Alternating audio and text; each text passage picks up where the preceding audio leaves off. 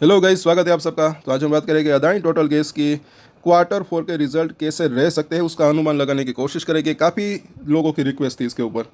Stock के बारे में हमने चर्चा की, कल इसके ऊपर वीकली चार्ट के ऊपर भी हम चर्चा करेंगे, क्योंकि बड़े सपोर्ट और रेजिस्टेंस कहाँ पर हो सकते हैं। इस हफ्ते बड़ी वॉलेटिलिटी रह सकती है। 30 अप्रैल को इसके रिजल्ट है, यानी कि मंगलवार को। अब सिर्फ एक ही ट्रेडिंग सेशन बाकी है, ये भी आप कह सकते हैं। पहले तो देखें, जिनको नहीं पता उनको, कंपनी क्या काम करती है। तो गैस डिस्ट्रीब्यूशन के अंदर है कंपनी, और supply natural gas domestic, commercial and industrial and vehicle users, इन सबको ये गैस प्रोवाइड करती है। और चार्जिंग स्टेशन की का भी बिजनेस, मतलब कि अभी के कई एमओयू भी साइन किए, जिसका रिफ्लेक्ट इस क्वार्टर रिजल्ट के अंदर नहीं बल्कि आने वाले क्वार्टर के रिजल्ट के अंदर उसका रिफ्लेक्ट अच्छा एक जो है इम्पैक्ट भी देखने को मिल सकता है। मार्केट कैप देखें कंपनी का 1 लाख करोड़ से भी ज़्यादा बड़ी कंपनी है।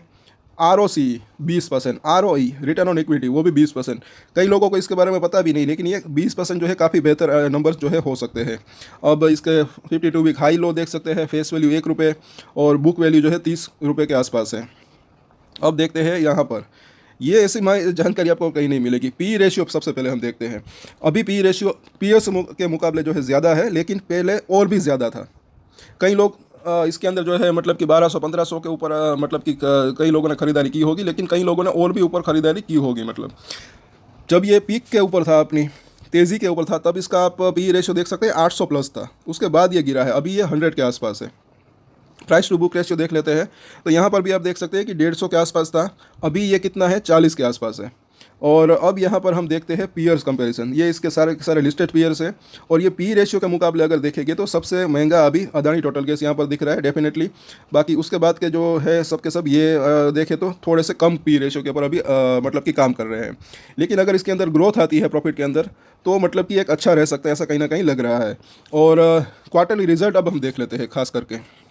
जैसे कि पिछले साल के अंदर अगर आपने देखा, रेवेन्यू के अंदर थोड़ा सा जो है यहाँ पे इजाफा हुआ था दिसंबर से मार्च तिमाही में।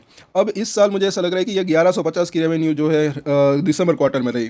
तो कहीं ना कहीं ऐसा लग रहा है कि 1250 के आसपास की रेवेन्यू इसकी रह सकती है। 1250 से मतलब कि, या फिर एक रेंज की बात करें तो 1225 करोड़ से लेकर 1280 करोड़ के आसपास की एक ये रेंज रह सकती है इसकी रेवेन्यू की। प्रॉफिट की बात करें तो मुझे ऐसा लग रहा है कि कहीं ना कहीं जो पिछली तिमाही में, एक्चुअली यहाँ पर मार्च तिमाही में 98 करोड़ के आसपास था, वो बढ़ सकता है। और आई थिंक जहाँ तक मुझे ऐसा लग रहा है एक बड़ी रेंज यहाँ पर दिख रही है कि 150 करोड़ से लेकर 225 करोड़ के बीच में जो इसकी एक नेट प्रॉफिट रह सकता है। अगर छोटी रेंज की बात करें तो कहीं ना कहीं ऐसा लग रहा है कि 180 करोड़ से लेकर ये जो है 210 करोड़ के आसपास की एक, यहाँ तक इसका नेट प्रॉफिट रह सकता है। साथ साथ एक चीज़ अगर और यहाँ पर गौर करें, अभी फ़िलहाल जो है इसके अंदर एक यहाँ से अगर देखें तो एक्चुअली जो है अच्छी खासी थोड़ी बहुत ही ग्रोथ देखने को मिल रही थी। लेकिन यहाँ पर अभी देखें, यहाँ से अगर शुरुआत करें मार्च 2022 से, अभी रेवेन्यू के अंदर जो है फ्लैटनेस देखने को मिल रहा है। इसी वजह से कहीं ना कहीं शेयर के अंदर, प्राइस के अंदर भी ज़्यादा मूवमेंट नहीं आ रही, ऐसा लग रहा है यहाँ पर। लेकिन आने वाले समय में ग्रोथ देखने को मिल सकती है, क्योंकि कई कंपनियों के साथ इन्होंने एमओयू साइन किए, और भी कई बिजनेस इसके जो है आने वाले समय में ये, क्योंकि इसका मैनेजमेंट ने कहा है, जब तक पिछली बार न्यूज़ भी आई थी, उसके ऊपर हमने वीडियोज़ भी बनाई थी, कि अब जो है हम तेज़ी से ग्रोथ लाने की कोशिश कर रहे हैं। तो अगर वो कोशिश कामयाब रहती है तो ग्रोथ रह सकती है इसके अंदर। और क्वार्टरली रिजल्ट जब हम इसका देखते हैं, जैसे कि हमने बात की, शॉर्ट टर्म में पिछले साल अगर देखें तो रेवेन्यू के अंदर ग्रोथ देखने को नहीं मिली, लेकिन मार्च 2018 से अगर आप शुरुआत करेंगे तो यहाँ पर अच्छी खासी ग्रोथ देखने को मिल रही है। और पिछली बार भी यही हुआ था। अगर आपने मार्च 2019 से मार्च 2021 की अगर बात करें तो रेवेन्यू देखिए फ्लैट था, उसके बाद वापस से ग्रोथ आई, और मार्च 2022, 23 और इस साल भी अगर देखें तो अच्छी खासी यहाँ पर ग्रोथ देखने को मिल सकती है। और नेट प्रॉफिट के अंदर भी वही हाल है, इसको भी आप देख सकते हैं। तो मतलब कि शॉर्ट टर्म के अंदर भले ही इम्पैक्ट देखने को मिले या ना मिले, लेकिन medium term to long term के लिए अच्छा रह सकता है, ऐसा लग रहा है कहीं ना कहीं। लेकिन हाँ, अगर कुछ पॉजिटिव सरप्राइज न्यूज़ आती है, इस इलेक्शन के रिजल्ट का असर भी इसके ऊपर पड़ सकता है, ऐसा मुझे लग रहा है फिलहाल। और साथ साथ जो सुप्रीम कोर्ट की कुछ अगर पॉजिटिव न्यूज़ आती है तो एक अच्छा खासा मूवमेंट देखने को मिल सकता है इसके अंदर।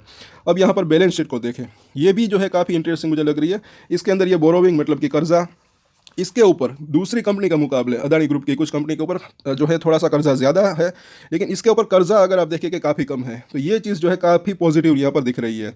अब मार्च क्वार्टर के अंदर कितना कर्जा है वो भी देखना बनता है, वो भी हम बात करेंगे अब मंगलवार को, जब इसके क्वार्टर 4 के रिजल्ट आएंगे। मुझे ऐसा लग रहा है कि अगर कुछ कर्जा बढ़ता भी है थोड़ा बहुत, तो उसमें कुछ मतलब कि बुराई भी नहीं है। अपने बिजनेस को बढ़ाने के लिए हो सकता है कि थोड़ी बहुत ये लोन ले सकते हैं मतलब। और अभी जो है सिर्फ 1300 करोड़ के आसपास का यहाँ पर बोरोविंग दिख रही है, तो ये काफ़ी बेहतर सिनारियो यहाँ पर दिख रहा है।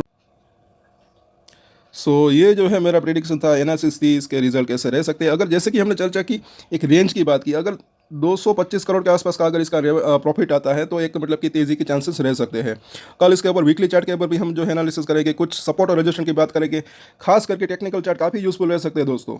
अगर जैसे जैसे ये ऊपर की बात करें, सबसे पहले अगर बात करें और सपोर्ट और रेजिस्टेंस की, तो जो लोग नए हैं खास करके उनको अगर मैं बताऊं कि सपोर्ट और रेजिस्टेंस जो होते हैं, एक सपोर्ट अगर नीचे की तरफ टूटता है तो उसके बाद का जो सपोर्ट होता है वहां तक जाने की संभावना रह सकती है। एक रेजिस्टेंस ऊपर की तरफ टूटता है तो उसके बाद का जो रेजिस्टेंस होता है वहां तक जाने की संभावना रह सकती है, कोई भी शेयर हो, ऐसा मुझे लग रहा है।